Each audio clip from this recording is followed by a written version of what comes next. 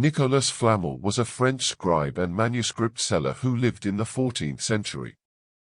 After his death, Flamel developed a reputation as an alchemist believed to have created and discovered the Philosopher's Stone and to have thereby achieved immortality. These legendary accounts first appeared in the 17th century.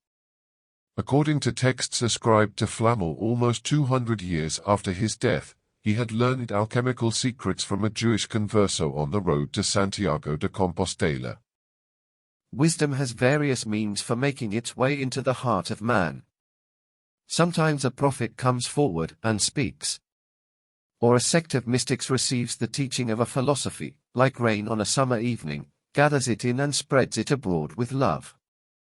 Or it may happen that a charlatan, performing tricks to astonish men, may produce, perhaps without knowing it himself, a ray of real light with his dice and magic mirrors. In the 14th century, the pure truth of the masters was transmitted by a book. This book fell into the hands of precisely the man who was destined to receive it, and he, with the help of the text and the hieroglyphic diagrams that taught the transmutation of metals into gold, accomplished the transmutation of his soul, which is a far rarer and more wonderful operation. Thanks to the amazing Book of Abraham the Jew, all the Hermetics of the following centuries had the opportunity of admiring an example of a perfect life, that of Nicolas Flamel, the man who received the book. After his death or disappearance, many students and alchemists who had devoted their lives to the search for the Philosopher's Stone despaired because they had not in their possession the wonderful book that contained the secret of gold and of eternal life. But their despair was unnecessary. The secret had become alive. The magic formula had become incarnate in the actions of a man. No ingot of virgin gold melted in the crucibles could, in color or purity, attain the beauty of the wise bookseller's pious life. There is nothing legendary about the life of Nicolas Flamel. The Bibliothèque Nationale in Paris contains works copied in his own hand and original works written by him. All the official documents relating to his life have been found: his marriage contract, his deeds of gift, his will. His history rests solidly on those substantial material proofs for which men clamor if they are to believe in obvious things. To this indisputably authentic history, legend has added a few flowers. But in every spot where the flowers of legend grow, underneath there is the solid earth of truth. Whether Nicolas Flamel was born at Pontus or somewhere else, a question that historians have argued and investigated with extreme attention, seems to me to be entirely without importance. It is enough to know that towards the middle of the 14th century, Flamel was carrying on the trade of a bookseller and had a stall backing onto the columns of Saint-Jacques-la-Boucherie in Paris. It was not a big stall, for it measured only 2 feet by 2.5. However, it grew. He bought a house in the old Rue de Marivaux and used the ground floor for his business. Copyists and illuminators did their work there. He himself gave a few writing lessons and taught nobles who could only sign their names with a cross. One of the copyists or illuminators acted also as a servant to him. Nicolas Flamel married Pernelle, a good-looking, intelligent widow, slightly older than himself and the possessor of a little property. Every man meets once in his life the woman with whom he could live in peace and harmony. For Nicolas Flamel, Pernelle was that woman. Over and above her natural qualities, she had another which is still rarer. She was a woman who was capable of keeping a secret all her life without revealing it to anybody in confidence. But the story of Nicolas Flamel is the story of a book for the most part. The secret made its appearance with the book, and neither the death of its possessors nor the lapse of centuries led to the complete discovery of the secret. Nicolas Flamel had acquired some knowledge of hermetic art. The ancient alchemy of the Egyptians and the Greeks that flourished among the Arabs had, thanks to them, penetrated to Christian countries. Nicolas Flamel did not, of course, regard alchemy as a mere vulgar search for the means of making gold. For every exalted mind, the finding of the Philosopher's Stone was the finding of the essential secret of nature, the secret of her unity and her laws, the possession of perfect wisdom. Flamel dreamed of sharing in this wisdom. His ideal was the highest that man could attain. And he knew that it could be realized through a book, for the secret of the philosopher's stone had already been found and transcribed in symbolic form. Somewhere it existed. It was in the hands of unknown sages who lived somewhere unknown. But how difficult it was for a small Paris bookseller to get into touch with those sages. Nothing, really, has changed since the 14th century. In our day many men also strive desperately towards an ideal, the path which they know but cannot climb, and they hope to win the magic formula, which will make them new beings, from some miraculous visit or from a book written expressly for them. But for most, the visitor does not come, and the book is not written. Yet for Nicolas Flamel the book was written.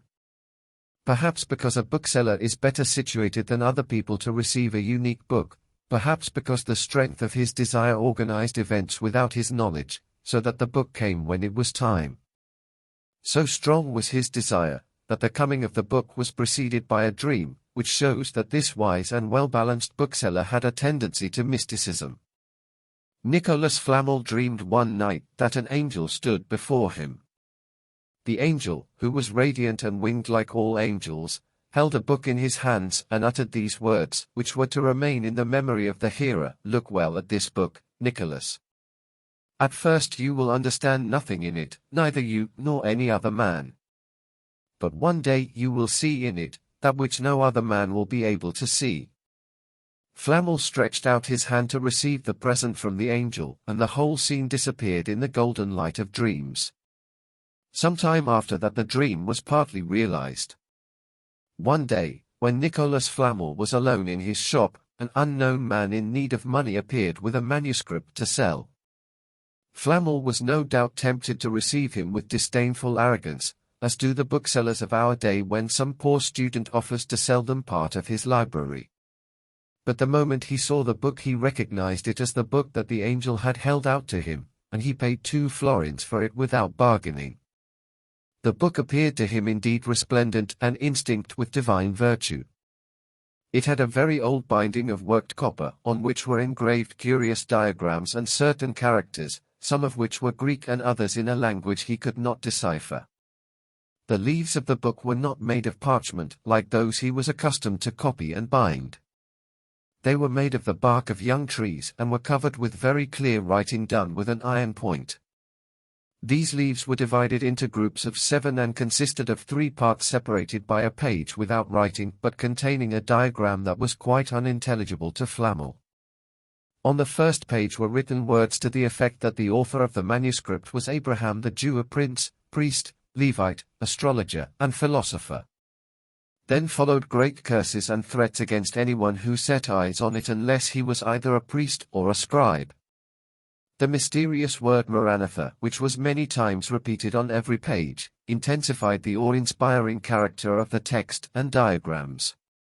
But most impressive of all was the painted gold of the edges of the book, and the atmosphere of hallowed antiquity that there was about it. Maranatha! Was he qualified to read this book? Nicolas Flamel considered that being a scribe he might read the book without fear. He felt that the secret of life and of death, the secret of the unity of nature, the secret of the duty of the wise man, had been concealed behind the symbol of the diagram and formula in the text by an initiate long since dead. He was aware that it is a rigid law for initiates that they must not reveal their knowledge, because if it is good and fruitful for the intelligent, it is bad for ordinary men. As Jesus has clearly expressed it, pearls must not be given as food to swine. Was he qualified to read this book? Nicolas Flamel considered that being a scribe he might read the book without fear. He felt that the secret of life and of death, the secret of the unity of nature, the secret of the duty of the wise man, had been concealed behind the symbol of the diagram and formula in the text by an initiate long since dead. He was aware that it is a rigid law for initiates that they must not reveal their knowledge, because if it is good and fruitful for the intelligent, it is bad for ordinary men. As Jesus has clearly expressed it, pearls must not be given as food to swine. He had the pearl in his hands. It was for him to rise in the scale of man in order to be worthy to understand its purity. He must have had in his heart a hymn of thanksgiving to Abraham the Jew, whose name was unknown to him, but who had thought and labored in past centuries and whose wisdom he was now inheriting. He must have pictured him a bald old man with a hooked nose, wearing the wretched robe of his race and wilting in some dark ghetto, in order that the light of his thought might not be lost. And he must have vowed to solve the riddle, to rekindle the light, to be patient and faithful, like the Jew who had died in the flesh but lived eternally in his manuscript. Nicolas Flamel had studied the art of transmutation. He was in touch with all the learned men of his day. Manuscripts dealing with alchemy have been found, notably that of Almacetus, which were part of his personal library. He had knowledge of the symbols of which the alchemists made habitual use. But those that he saw in the book of Abraham the Jew remained dumb for him. In vain, he copied some of the mysterious pages and set them out in his shop, in the hope that some visitor conversant with the Kabbalah would help him to solve the problem. He met with nothing but the laughter of skeptics and the ignorance of pseudo-scholars, just as he would today if he showed the book of Abraham the Jew either to pretentious occultists or to the scholars at the Académie des Inscriptions et Belles Lettres. For 21 years, he pondered the hidden meaning of the book. That is really not that long. He is favored among men for whom 21 years are enough to enable him to find the key of life. At the end of 21 years, Nicolas Flamel had developed in himself sufficient wisdom and strength to hold out against the storm of light involved by the coming of truth to the heart of man.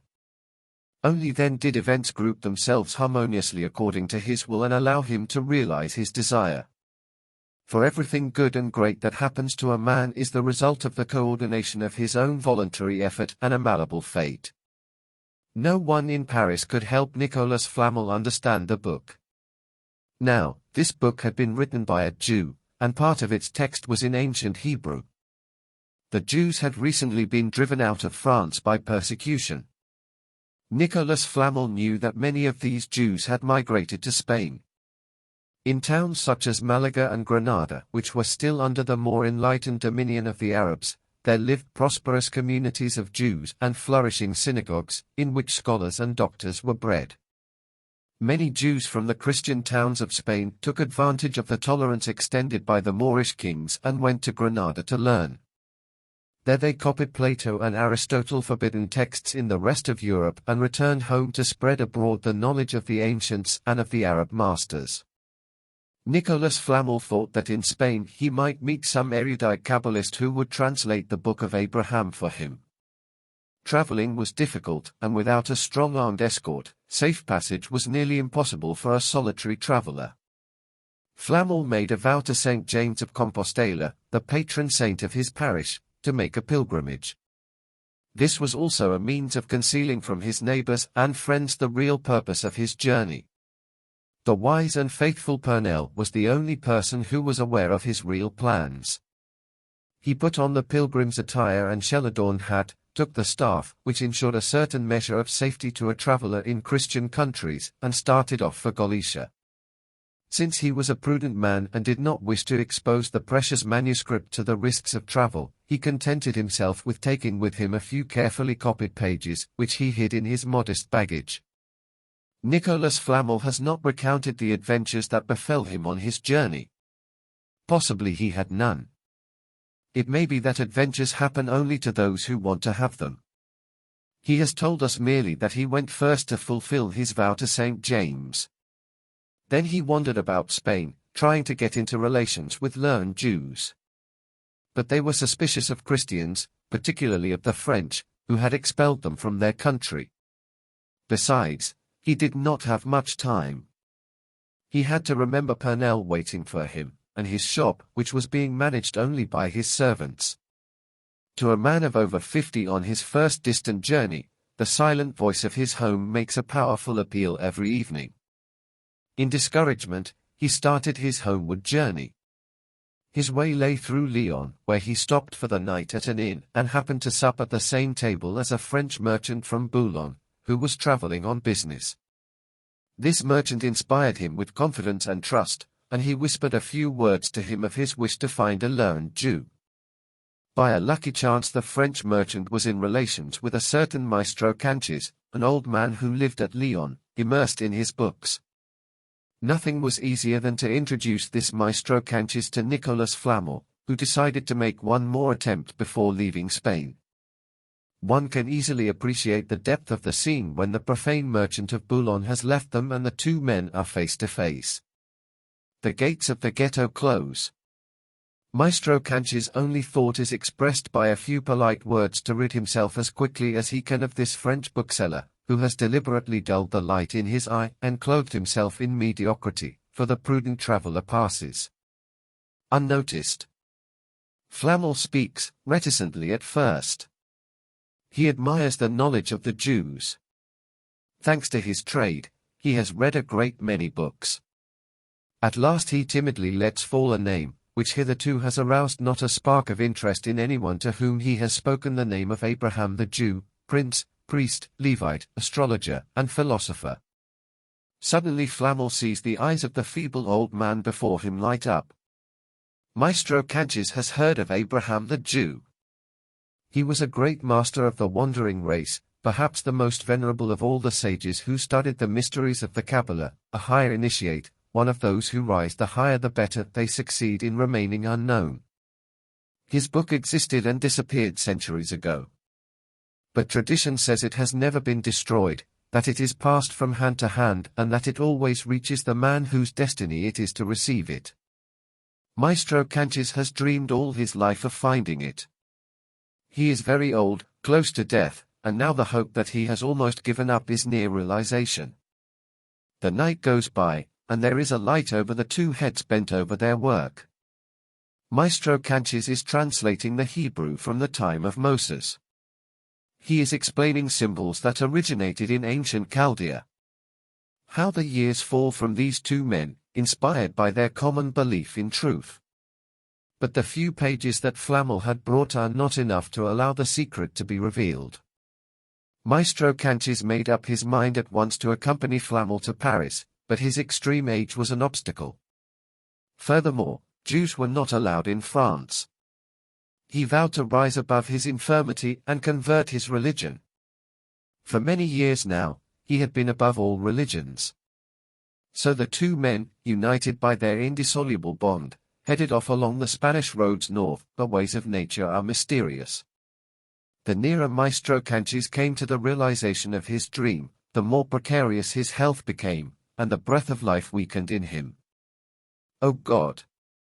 He prayed, grant me the days I need, and that I may cross the threshold of death only when I possess the liberating secret by which darkness becomes light and flesh spirit. But the prayer was not heard.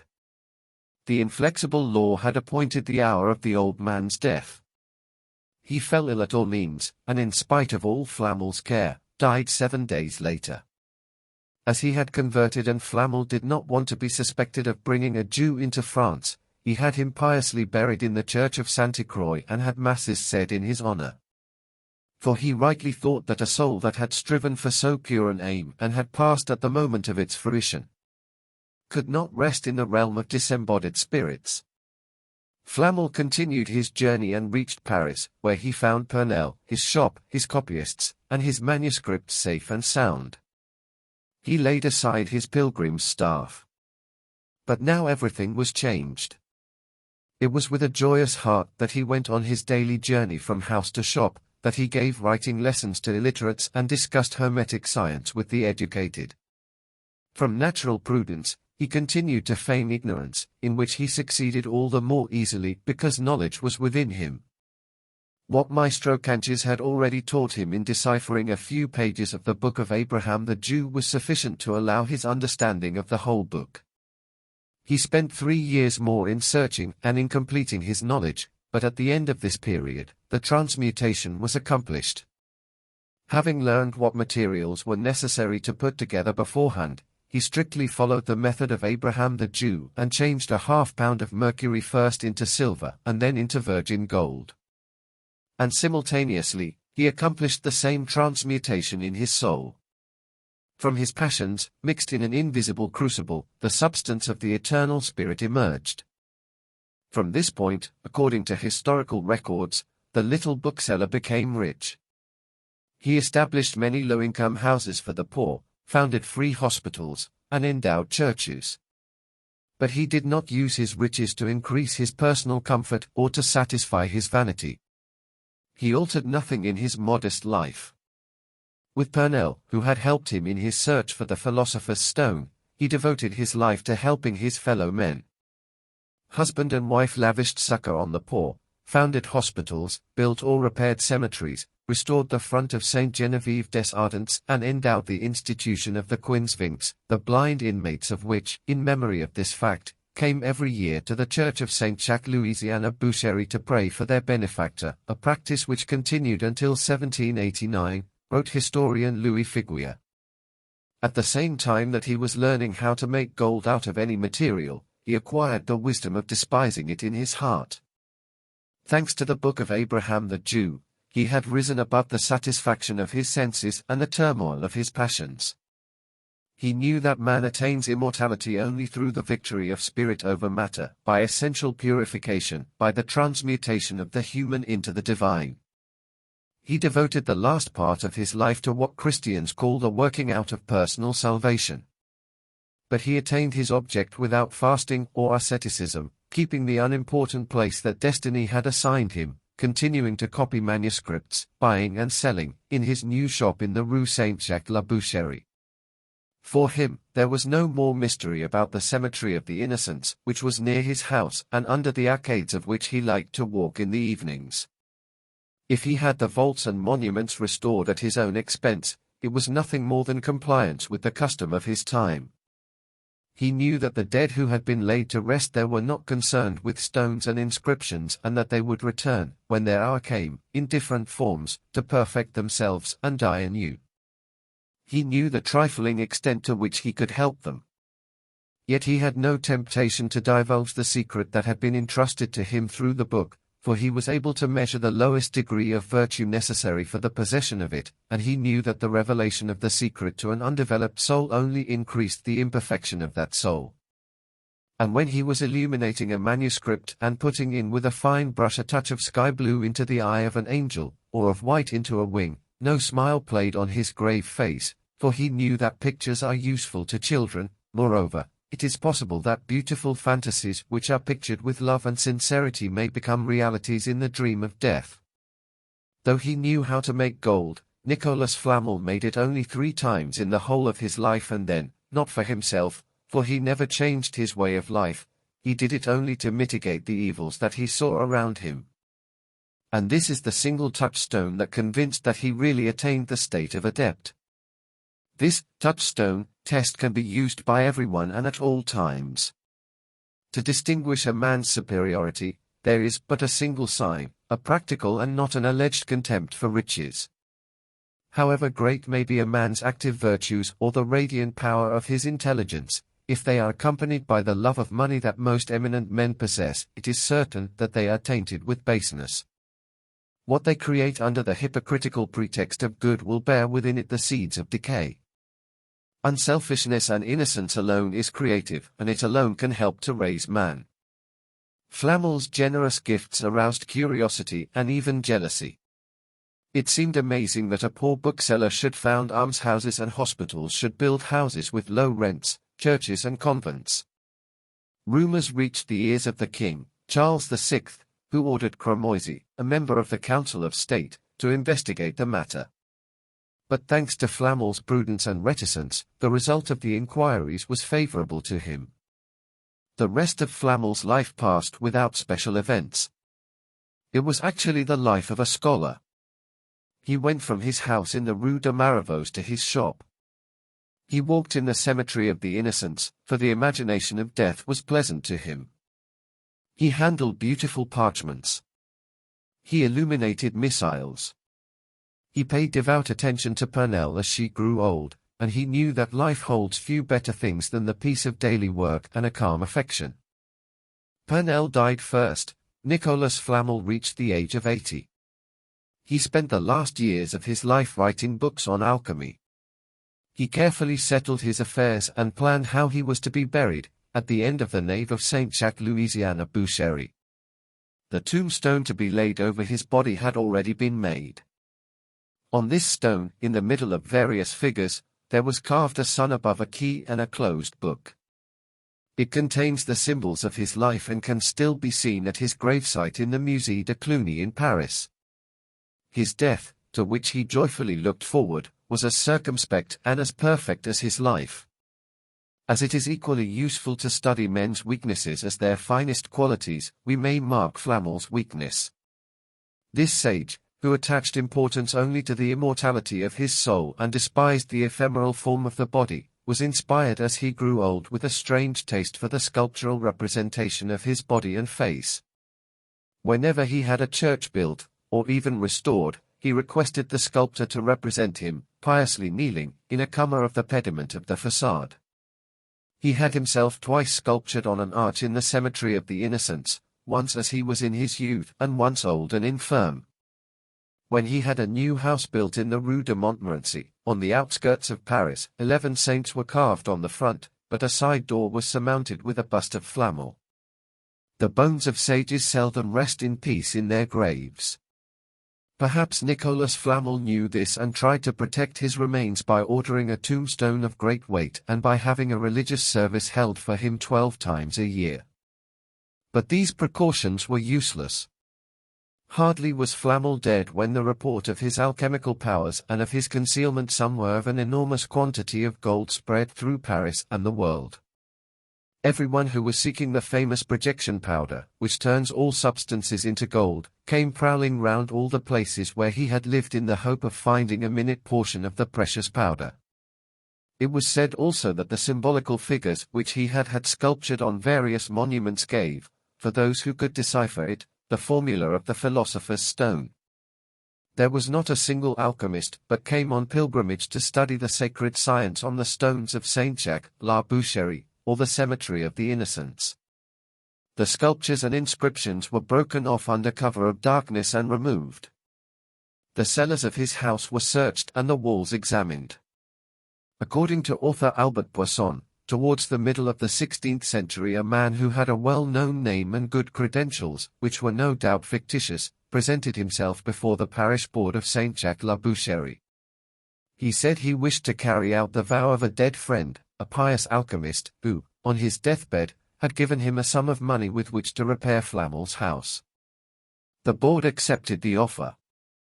The unknown man had the cellars ransacked under the pretext of strengthening the foundations. Wherever he saw a hieroglyph he found some reason for knocking down the wall at that point. Having found nothing, he disappeared, forgetting to pay the workmen. Not long afterwards, a Capuchin friar and a German baron are said to have discovered in the house some stone vials full of a reddish powder, allegedly the projection powder. By the 17th century, the various houses which had belonged to Flamel were despoiled of their ornaments and decorations, and there was nothing of them left but the 4 bare walls. What had happened to the Book of Abraham the Jew? Nicolas Flamel had bequeathed his papers and library to a nephew named Perrier, who was interested in alchemy and of whom he was very fond. Absolutely nothing is known of Perrier. He no doubt benefited by his uncle's teachings and spent a sage's life in the munificent obscurity that Flamel prized so dearly, but had not been able altogether to maintain during the last years of his life. For 2 centuries the precious heritage was handed down from father to son, without anything being heard of it. Traces of it are found again in the reign of Louis XIII. A descendant of Flamel, named Du Bois, who must still have possessed a supply of the projection powder, threw off the wise reserve of his ancestor and used the powder to dazzle his contemporaries. In the presence of the king, he changed lead balls with it into gold. As a result of this experiment, it is known he had many interviews with Cardinal de Richelieu, who wished to extract his secret. Du Bois, who possessed the powder but was unable to understand either Flamel's manuscripts or the Book of Abraham the Jew, could tell him nothing and was soon imprisoned at Vincennes. It was found that he had committed certain offences in the past, and this enabled Richelieu to get him condemned to death and confiscate his property for his own benefit. At the same time the proctor of the Châtelet, no doubt by order of Richelieu, seized the houses that Flamel had owned and had them searched from top to bottom. About this time, at the church of Saint-Jacques-la-Boucherie, robbers made their way in during the night, lifted Flamel's tombstone, and broke open his coffin. It was after this incident that the rumor spread that the coffin had been found empty, and that it had never contained the body of Flamel, who was supposed to be still alive. Through whatever means, it is believed Richelieu took possession of the Book of Abraham the Jew. He built a laboratory at the Château of Rueil, which he often visited to read through the master's manuscripts and to try to interpret the sacred hieroglyphs.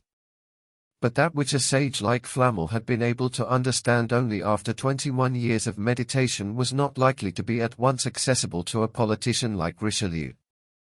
Knowledge of the mutations of matter, of life and death, is more complex than the art of planning strategies or administering a kingdom. Richelieu's search gave no good results. On the death of the cardinal, all traces of the book were lost, or rather, all traces of the text, for the diagrams have often been reproduced.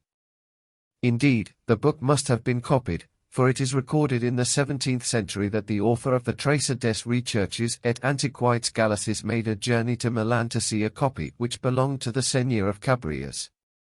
In any case, the mysterious book has now disappeared.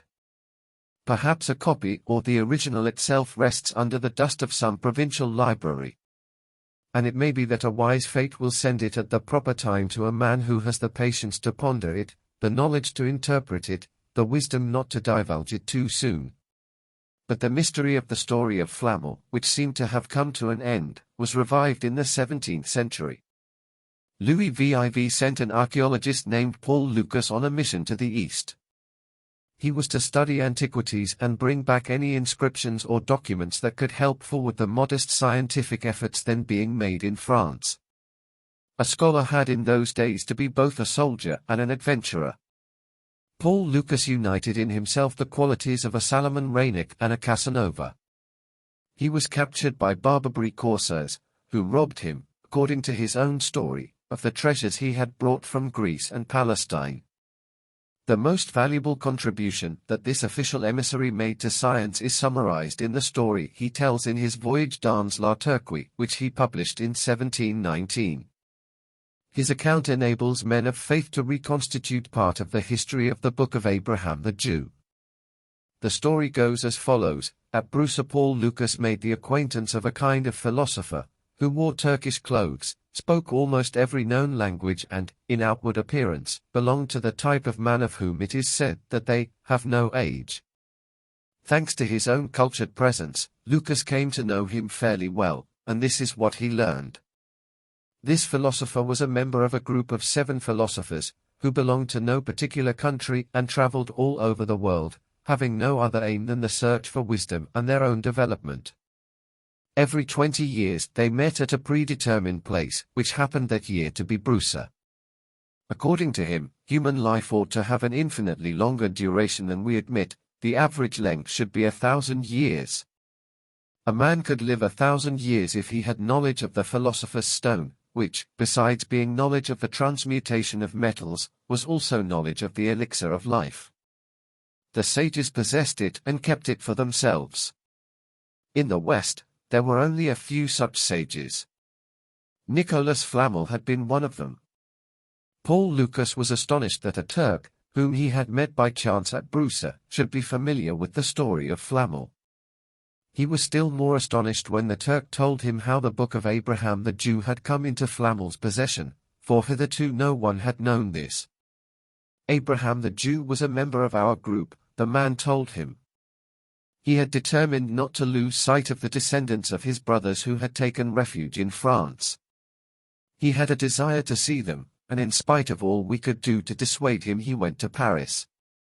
He made the acquaintance there of a rabbi who was seeking the philosopher's stone, and our friend became intimate with the rabbi and was able to explain much to him.